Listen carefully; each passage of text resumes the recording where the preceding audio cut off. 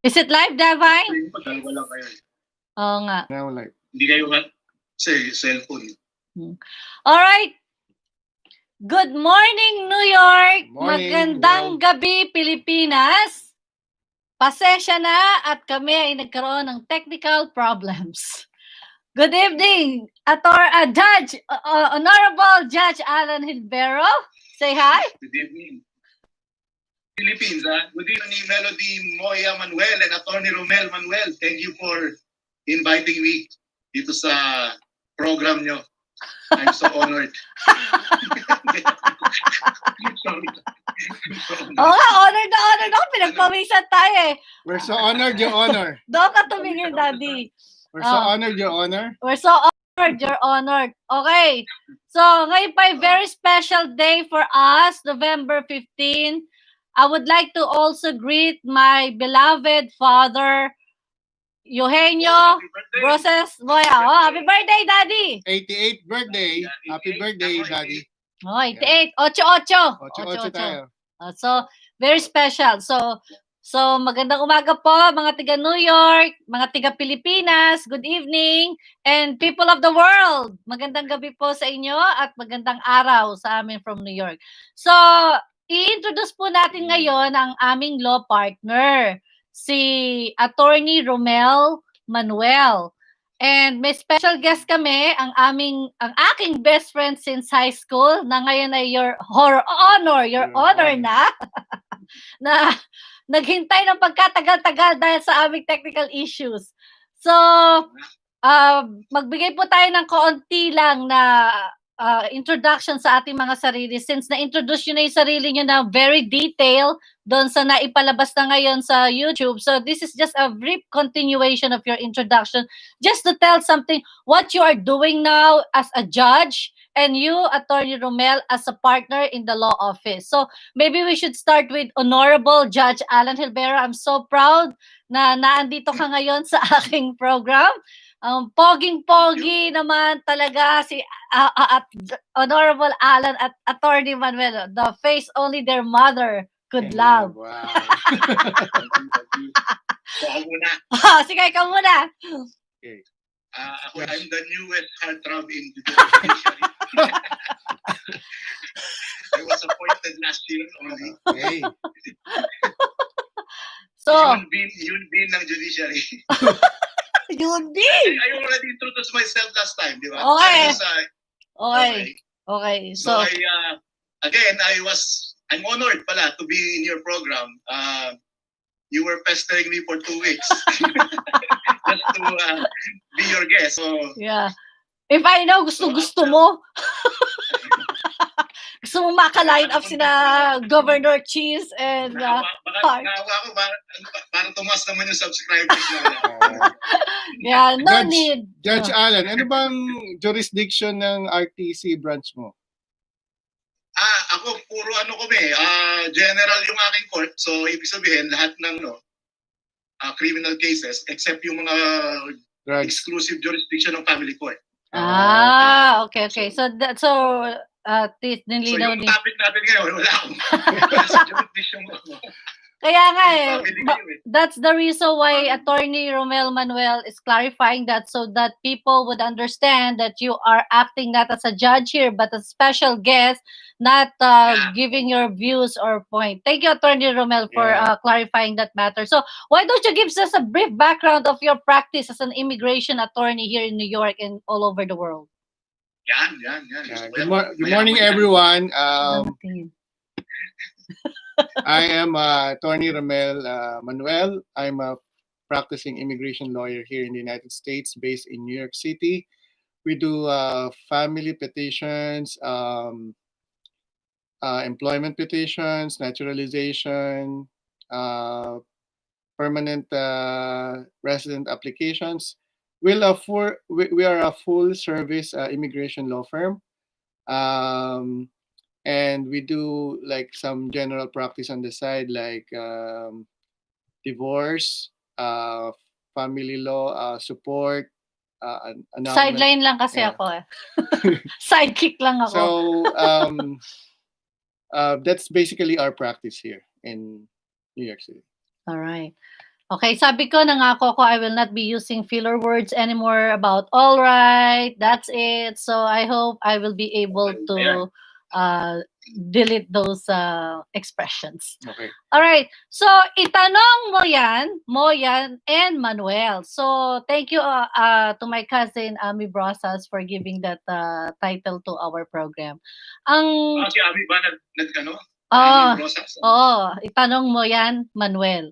Itanong mo yan. Itanong mo yan, Manuel. Okay. Diba? So, Moya and Manuel. So, ang ating po ngayong programa, ang i-discuss... Wala kayo. Ay, nawawala! okay. Oh my goodness. Ayan. Alright, naririnig mo na? Hello, Okay, spirit. okay. Spirit of... Medyo, Are you there? Okay. Are you there? Are you there? Mahina pala ang signal dyan sa New York. Internet connection. Hindi, may bagyo daw kasi. Baka gawa ng bagyo. Ganun ba? Okay. So, ngayon po, based on the many reactions of our subscribers, they fell asleep last time. So, before they fell asleep, we're gonna make this brief and concise about the issues that we're going to be tackling today. And the issue would be about a certain marriage in the Philippines that has an immigration impact here in America because they would like to apply here in America. So the facts of the case, there was 2 marriages. The first marriage was in 1995. Kasi makulit tong si Jose at saka si Maria. Maraming problema. So the first marriage that was that Jose contracted was in 1995. And it was annulled. Actually, that's the definition of term we're having difficulty in understanding. So there was a declaration of nullity based on psychological incapacity of Jose. So the marriage that was contracted in 1994 was declared a nullity in 2005 with final decree of nullity. However, this Jose, he married in 2000. In 2000. So, yeah, in 2000. So there are 2 issues. Among Philippine lawyers, they're very excited to jump to say that, oh, there's bigamy, he contracted bigamy. However, as I was telling you, here in America, we don't have void marriages. It's either divorce, you sever the marriages. In Philippines, we have a relative divorce, which is the voidable marriages, the annulment. That's what you're saying, which is we have also here in New York. So the question is, first, Your Honor, did Jose contract bigamy? Did Jose commit bigamy by contracting the second marriage? Yes, thank you for thank you for rephrasing my sentence. Maria, oh. I have to restate the facts kasi medyo mahina ang connection nyo dyan. Mahina yun, okay. And so, we appreciate Maria, it. Yeah, I appreciate Jose it. and Maria were married in 2004. Yes. Correct? 2005. Okay. 2000? 1994. Sorry, tama. No, that was okay. The first marriage of Jose is with Georgia. Georgia. 2 marriages. Yeah, we're speaking of 2 marriages. Okay, so Jose and Georgia were married in 1994? Correct. Yes. Yeah, they were married in 1994. And then Jose contracted the second marriage in 2000. Correct. 2000. Correct. And in 2005, yes, the first marriage was declared null and void by the court. With finality. So your question now is whether Jose committed bigamy. Yes. Correct. Well, under the Philippine law, yes. Jose committed bigamy because at the time that he contracted the second marriage, the first marriage was still subsisting. There was still no court declaration. So under Article 349 of the revised penal code, which defines bigamy, it's an act of contracting a second or subsequent marriage before the previous or the former marriage has been legally dissolved. So pasok sa bigamy si Jose. Pasok na pasok. But the issue here, in the eyes of the US law, it states that marriages that was declared null and void in 1994, it will go back in 1994 as if there's no marriage at all. So they cannot understand that. The point is, if it's a void marriage based on nullity, based on psychological incapacity, so there was no marriage, so to speak, since 1994. So Because when it he was declared because null and it was void declared already in 2005 as null that and void. it is null and void. And null and void for Philippine law means to say that there was no marriage, so to speak, at all. There's no marriage that happened. So the point of the American law, if there's no marriage at all, then why would there be Bigamous marriage. bigamous marriage in 2000 in year 2000? Okay, so here's my take. Totoo yun, tama yun na when a marriage is declared null and void, it is void from the very beginning. So Correct. it will retroact. Yes, it will 94. So there's no But marriage. it does not, but it does not apply in the criminal aspect of the Oh, case. So the criminal liability is not Subsists. affected. The fact that the first marriage was declared null and void in 2005 is of no moment. Because at the time that he contracted the second marriage, I'm referring to Jose, there was already bigamy committed. Now, Yes. yung sinasabi yung sa Philippine law, this is under the Philippine law, yung retroactive effect na yan, it will only apply to the civil aspect like the status of the children, saka yung property relations ng husband and wife. Doon lang, yun ang magkakaroon lang ng effect, pero not on the criminal aspect. Yun ay sa Philippine law. I do not know with respect to the American law. You are the experts there. Mhm. All right. Thank you very much. So that is the thing that we are clarifying among our clients, because we would like to advise our clients, don't act as a lawyer or as an attorney if you're being interviewed, because those are the questions that will make your case complicated. Yes. Because in Philippine law, we distinguish civil and criminal aspects. In America, they only have to know whether was it severed or it was not severed. What is the effect thereafter? So the point is, that's very correct, Judge Hillbero, that criminally he will be liable, but still, Nasa na ba siya sa Amerika? not Nasa yet. Amerika na ba si Jose? Si Jose is Nasa still in the Philippines. Philippines, because that's the question until now. What is his status? We're not talking about his criminal liability of committing bigamy. We are talking about what is the status of his marriage that he has to answer in the immigration application. Okay. Okay. So that's the question that I'm going to refer to you. Mhm. Attorney Romel Manuel, look at the camera there and Okay. and advise our clients. Okay, same fact pattern. Okay, let's repeat it. Jose was married to Georgia in 1995. In 2000, Jose got married again to Maria. In 2005, there was a Declaration declaration of of nullity of the first of the marriage. first marriage in of Jose 1990. and Georgia.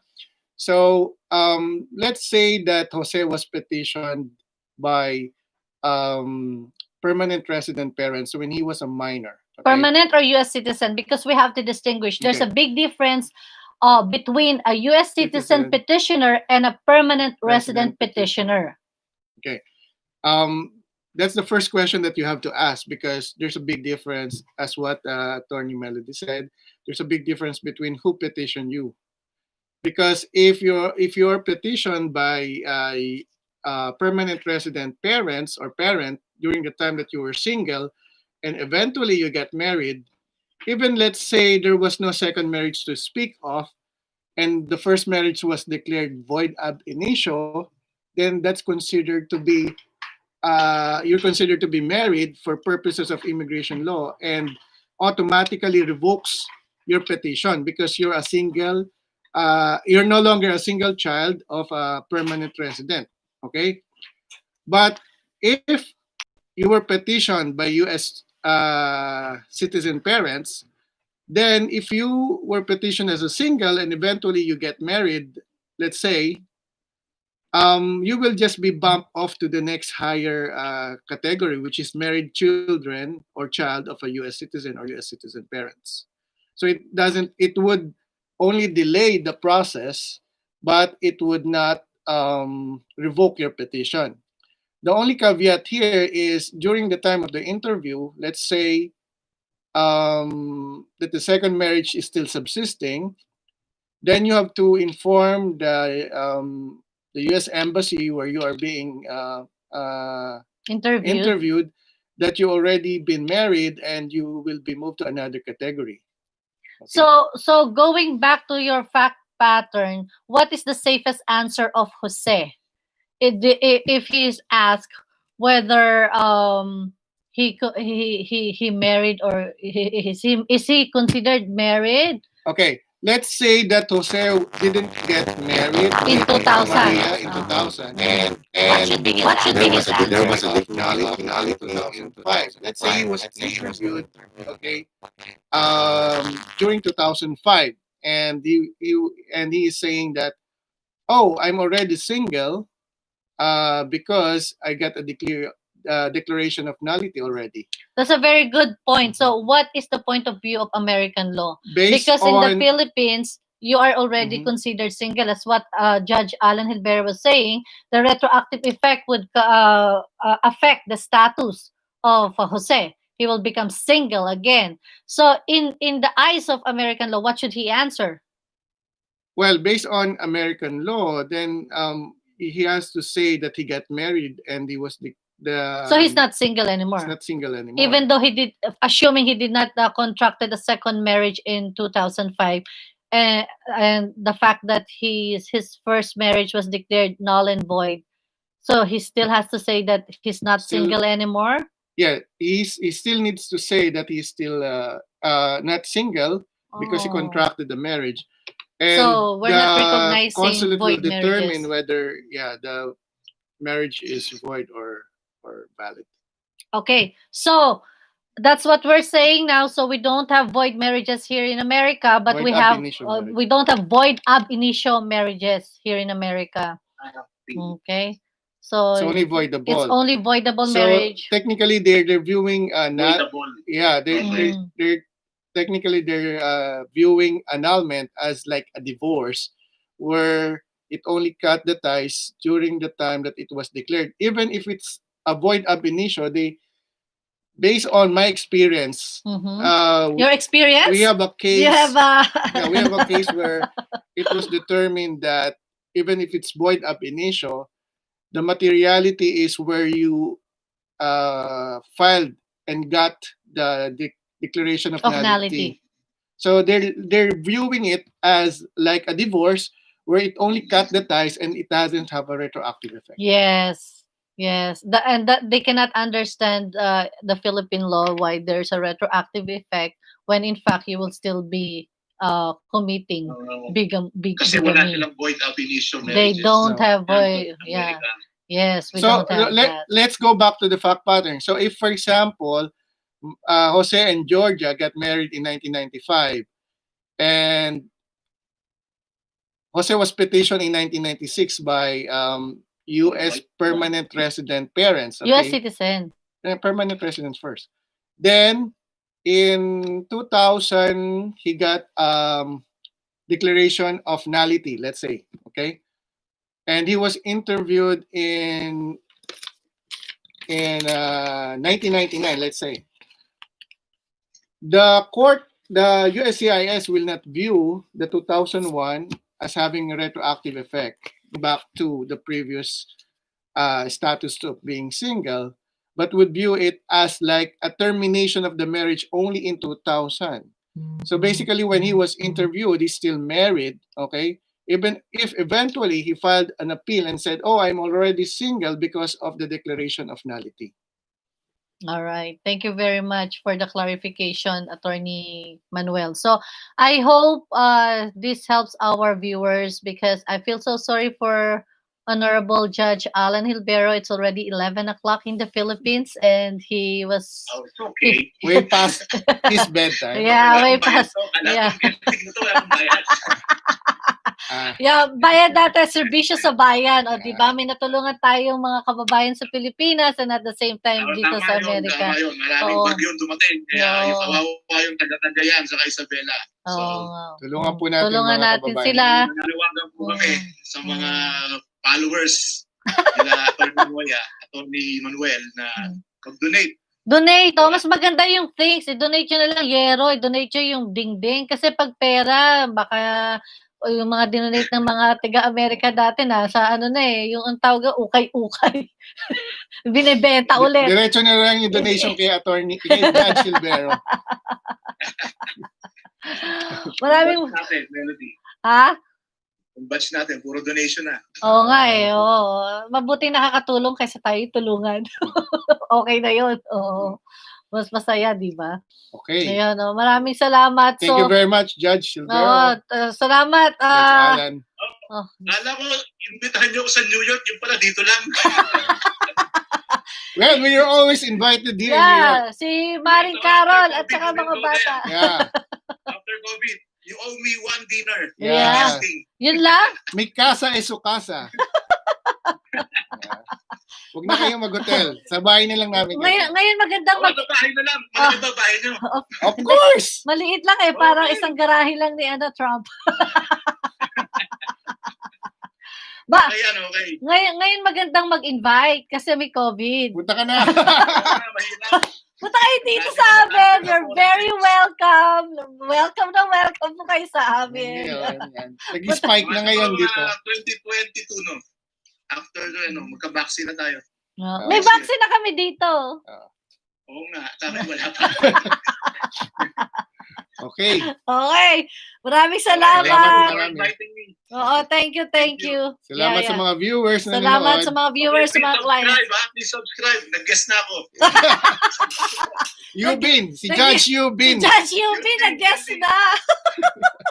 After so many stressful moments of getting the voices heard. Okay. Alright. Mag-ingat po kayo, mga Okay, ingat Alan. Bye, Ingat. everyone. Okay. Bye-bye. Regards kay Carol at saka sa mga bata. Lagout na ako. Lagout na. Lagout, Your Honors. Your Honor. Bye, Your Honor. Yeah, permission to dismiss. Okay. Maraming pong salamat sa lahat ng nanood. Maraming salamat po sa mga nanood. And hope natutuhanan kayo sa aming maiksing talakayan to our open forum. Okay, bye! It's off now.